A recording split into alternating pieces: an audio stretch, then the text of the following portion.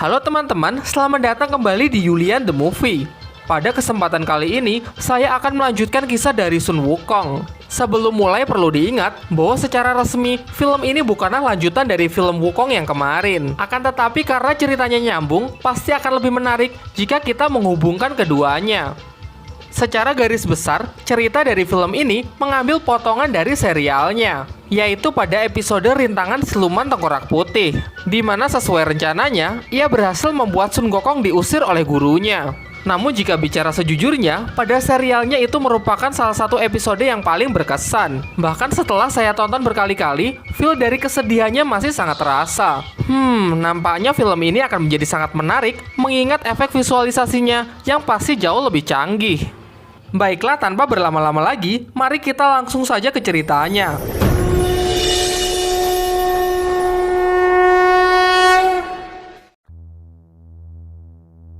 Diceritakan setelah sekian ratus tahun, Sun Wukong kembali ke kerajaan langit dengan membawa para siluman yang menentang takdirnya. Tentu pertarungan yang dahsyat pun kembali tak terhindarkan. Pertempuran tersebut nyaris membuat kerajaan langit berada di ambang kehancuran. Sampai pada akhirnya Sang Buddha pun turun tangan dan berhasil mengecat Sun Wukong di bawah Gunung Lima Jari selama 500 tahun.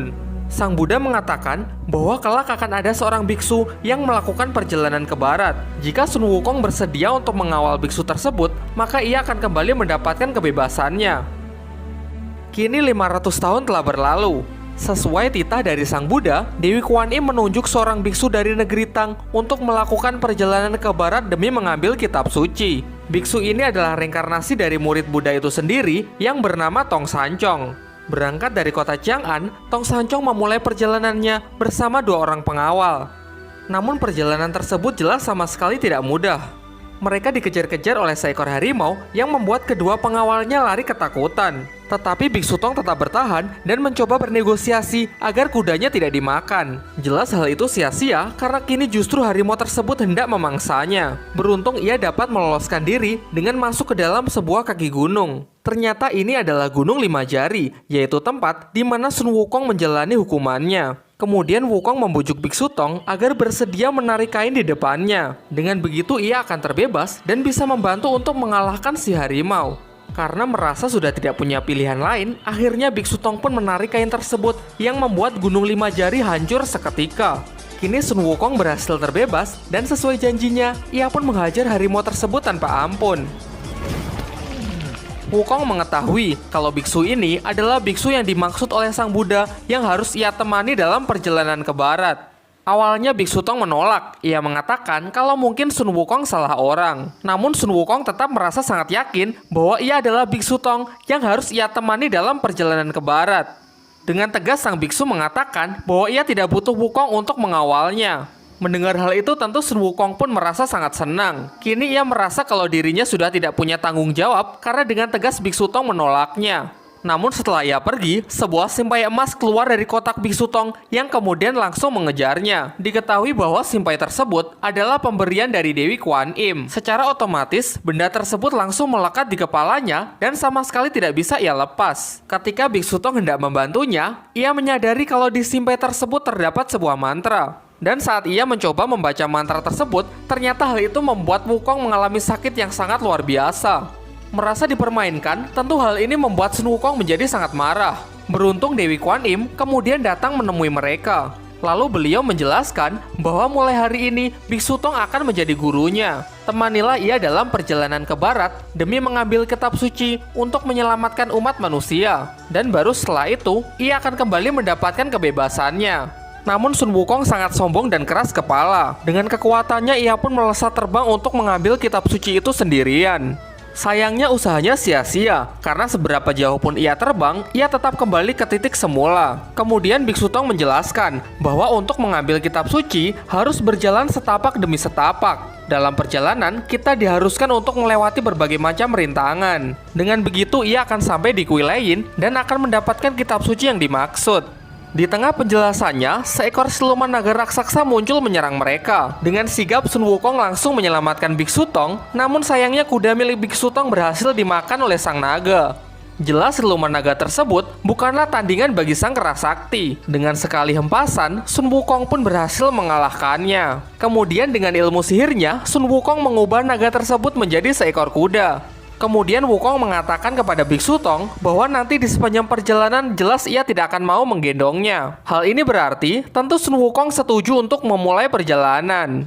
Perjalanan pun dimulai, dan singkat cerita, tibalah mereka di sebuah tempat yang nampaknya seperti reruntuhan kuno. Di tempat tersebut mereka bertemu dengan seorang pria yang tengah mengejar sekelompok wanita. Kemudian dengan mata apinya, Sun Wukong dapat melihat dengan jelas bahwa pria ini adalah jelmaan dari siluman babi. Tanpa pikir panjang, Sun Wukong pun langsung memukul siluman tersebut hingga ia menunjukkan wujud aslinya. Ia bernama Baji yang akan lebih dikenal dengan nama Cupatkai. Di tempat ini ia juga bersama teman silumannya yang bernama Sa Wuqing. Pada awalnya sempat terjadi pertarungan di antara mereka. Namun ternyata sama halnya dengan Sun Wukong, ternyata Patke dan Wuqing di sini juga tengah menunggu seorang biksu. Dahulu mereka adalah dewa di kayangan. Namun karena mereka melakukan suatu kesalahan, hingga akhirnya mereka diturunkan ke bumi. Berdasarkan pernyataan dari Dewi Kuan Im, mereka bisa kembali menjadi dewa jika bersedia menjadi murid Biksu Tong dan menemaninya dalam perjalanan ke barat untuk mengambil kitab suci. Secara diam-diam, ternyata mereka terus diawasi oleh Ratu Siluman Tengkorak Putih. Diketahui kalau Ratu Siluman Tengkorak Putih terus memperpanjang umurnya dengan memakan manusia. Hal ini ia lakukan demi untuk menghindari lingkaran reinkarnasi. Tentu kali ini ia merasa sangat senang, karena menurut legenda, dengan memakan daging Biksu Tong akan dapat membuat seseorang mencapai keabadian. Lantas bersama para anak buahnya, ia pun mulai menyusun rencana untuk menangkap Biksu Tong. Kita kembali ke rombongan Biksu Tong yang telah tiba di sebuah tempat yang sangat misterius. Semacam hutan yang secara tiba-tiba diselimuti oleh kabut yang sangat tebal. Di sana mereka menemukan sebuah rumah yang ditinggali oleh seorang nenek bersama dua orang putrinya. Tentu nenek ini adalah jelmaan dari Ratu Siluman Tengkorak Putih bersama dua anak buahnya.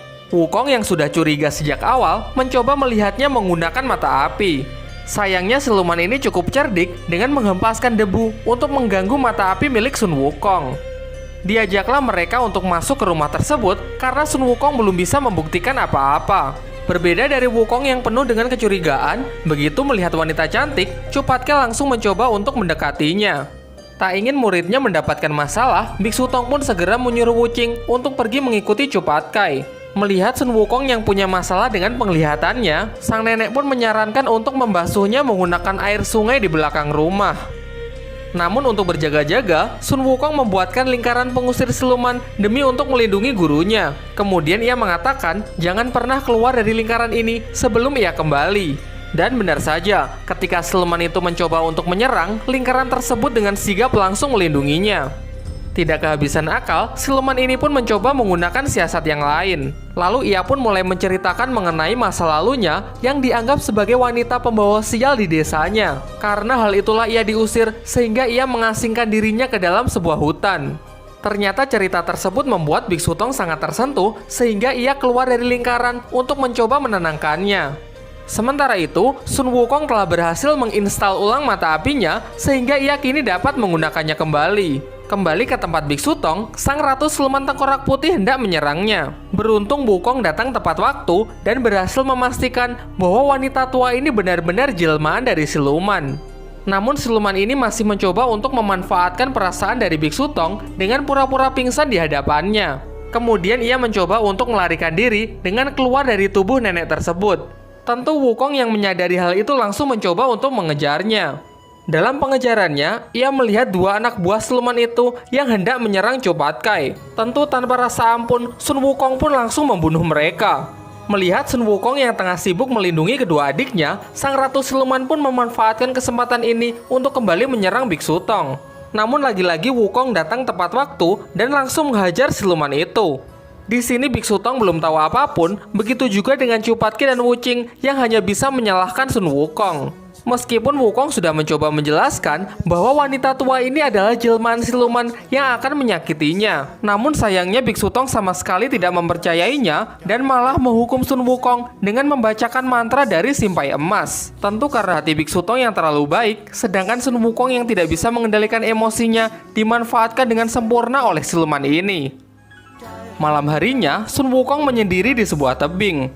Ia masih memikirkan niat baiknya yang tidak disambut baik oleh Biksu Tong. Kemudian Biksu Tong datang menghampirinya dan mencoba untuk menenangkannya. Lalu Biksu Tong menjelaskan bahwa mungkin saja Sun Wukong memang benar, karena pada dasarnya setiap orang memang memiliki pandangan yang berbeda-beda. Namun di luar itu semua, sebenarnya Biksu Tong juga bisa merasakan penderitaan yang Sun Wukong rasakan ketika ia tengah membaca mantra simpai emas. Singkat cerita, akhirnya mereka pun kembali berbaikan sehingga perjalanan pun bisa kembali dilanjutkan. Kini sampailah mereka di sebuah ibu kota kerajaan. Di sana sang kaisar menyambut baik kedatangan mereka hingga menggelar sebuah pesta perayaan. Di tengah perayaannya, sang kaisar juga menceritakan mengenai masalah negerinya kepada Biksu Tong, di mana muncul Ratu Siluman Tengkorak Putih yang menyerang negerinya dan memangsa para anak kecil. Hal tersebut siluman itu lakukan demi untuk memperpanjang usianya. Setelah itu sang kaisar bahkan sampai berlutut demi meminta bantuan kepada Biksu Tong agar bersedia membantu untuk mengusir siluman itu. Tiba-tiba, Ratu Siluman Tengkorak Putih datang dan masuk ke dalam kerajaan untuk membunuh seluruh pasukan yang ada di sana. Namun ternyata, tujuan ia datang kemari hanyalah ingin berbicara empat mata dengan Sun Wukong. Sun Wukong bersedia dan masuklah mereka berdua ke sebuah kastil. Kemudian sang Ratu Siluman Tengkorak Putih pun mulai mempengaruhi Sun Wukong. Ia tahu kalau simpai emas yang dipakai di kepala Sun Wukong pasti membuatnya sangat menderita. Lantas apa bedanya ia dengan topeng monyet yang dipaksa untuk menghibur orang-orang? Kemudian Ratu Siluman mengatakan kepada Sun Wukong bahwa ia bisa membantunya untuk mendapatkan kebebasannya kembali. Namun sebagai gantinya, Wukong harus menyuruh gurunya untuk datang menemuinya sendirian. Tujuannya sudah jelas, yaitu Ratu Siluman ingin memakan daging Biksu Tong agar dia bisa mendapatkan keabadiannya. Setelah Ratu Siluman Tengkorak Putih pergi, nampaknya Sun Wukong mulai mempertimbangkan ucapannya. Ketika Biksu Tong sendirian pergi menemui Ratu Siluman Tengkorak Putih, ternyata Sun Wukong malah mempermainkannya. Ternyata kesetiaannya jauh lebih besar daripada kebenciannya. Sampai pada akhirnya terjadilah pertarungan antara mereka. Ratu Siluman Tengkorak Putih juga memanggil anak buahnya untuk membantunya bertarung melawan Sun Wukong. Untunglah Cupatke dan Wuching berhasil mengatasinya. Di tengah keributan mereka, situasi ini dimanfaatkan oleh pengawal kaisar untuk menculik Biksu Tong. Dari sini diketahui bahwa dalang dibalik penculikan anak-anak ternyata adalah ulah kaisar itu sendiri. Ia meminum darah mereka demi untuk menyembuhkan penyakit kutukannya. Kini setelah mengetahui fakta bahwa daging Biksu Tong memiliki khasiat yang sangat luar biasa, ia pun berambisi untuk memakannya agar penyakitnya bisa sembuh sepenuhnya. Untunglah Sun Wukong datang tepat waktu sehingga gurunya dapat diselamatkan. Namun sebelum sempat membunuh kaisar itu, Biksu Tong mencegahnya. Sun Wukong pun menurut sehingga di sana ia hanya membebaskan para anak-anak. Setelah peristiwa itu, rombongan Biksu Tong pun memutuskan untuk segera pergi meninggalkan kerajaan itu. Di sepanjang perjalanan, banyak sekali para orang tua yang berterima kasih atas kepulangan anak-anaknya. Di antara banyaknya kerumunan, ada seorang anak yang berniat mempersembahkan hadiah kepada Biksu Tong. Lagi-lagi hanya Sun Wukonglah yang menyadari bahwa anak tersebut adalah jelmaan dari siluman. Sandiwara para siluman ini masih dilanjutkan dengan kedatangan Ratu Siluman Tengkorak Putih yang menyamar menjadi ibu anak tersebut. Agar muridnya tidak semakin brutal, Biksu Tong pun bahkan sampai membacakan mantra simpai emas. Namun dengan menahan rasa sakit yang sangat luar biasa, Sun Wukong pun tetap melanjutkan untuk menghajar siluman itu.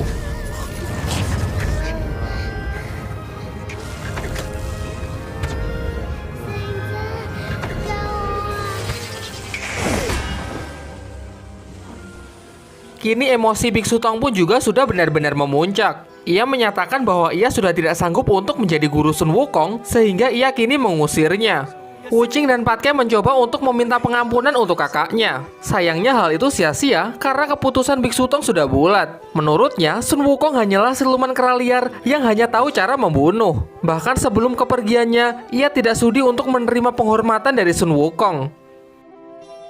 Dan benar saja, sesaat setelah kepergiannya, Ratu Siluman Tengkorak Putih langsung memanfaatkan kesempatan ini untuk segera menangkap Biksu Tong. Setelah gurunya diculik, terjadilah perdebatan antara Cupatke dan Wuching. Cupatke yang sadar akan batas kemampuannya lebih memilih untuk mengakhiri perjalanan sampai di sini. Namun Wuching tidak sependapat. Ia malah mengatakan bahwa ternyata Patke adalah orang yang tidak setia. Sehingga pada akhirnya mereka pun memilih jalan masing-masing. Sa Wuching memilih untuk setia meskipun itu harus mempertaruhkan nyawanya. Lantas ia pun pergi ke tempat Ratu Siluman Tengkorak Putih untuk menyelamatkan gurunya. Sementara itu, Wukong yang merasa sangat kecewa karena telah diusir, akhirnya memutuskan untuk kembali ke Gunung Wakwo. Namun dalam perjalanan, Dewi Kuan Im menghentikannya. Ternyata ia sudah mengetahui semua masalah yang sedang dihadapi oleh rombongan Sun Wukong.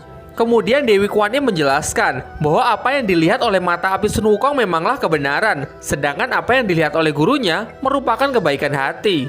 Namun yang paling penting, saat ini gurunya tengah dalam bahaya. Dan pada masalah inilah, tekad Sun Wukong benar-benar tengah diuji. Di waktu yang bersamaan, ternyata Cupatke berubah pikiran. Ia kini pergi ke Gunung Wakwo untuk pergi meminta bantuan kepada Sun Wukong. Namun para kera di sana mengatakan kalau rajanya belum kembali. Di tengah keputusasaannya, Cupatke melihat baju perang milik Sun Wukong. Sementara itu, Wuching pergi ke tempat Ratu Siluman Tengkorak Putih tanpa gentar sedikit pun. Namun ia yang cuma sendirian dihadang oleh pasukan tengkorak yang tak terhitung jumlahnya.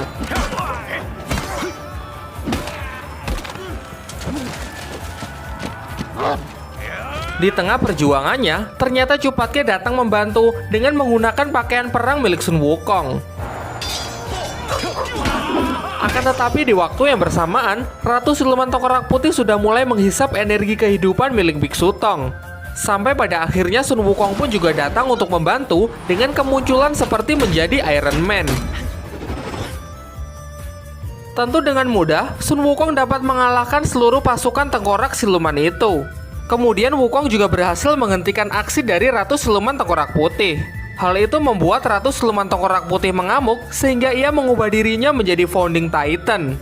Meskipun Wukong sempat kewalahan, namun ia tetap lebih unggul. Sendirian, ia dapat mengalahkan Ratu Siluman Tengkorak Putih meskipun dalam wujud Titan-nya.